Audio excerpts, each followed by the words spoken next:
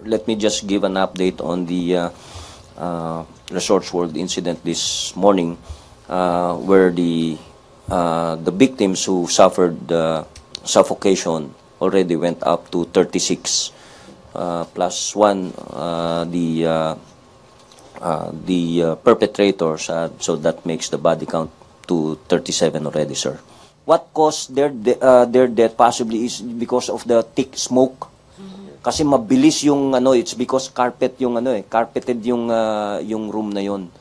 And of course yung table, highly combustible yung mga yon. Based nun na sa CCTV footages na tinignan natin, pagpasok niya until the end, mag-isa lang siya. And he was identified, and all over yung from one place to another, from one corner to another, iisa, at siyang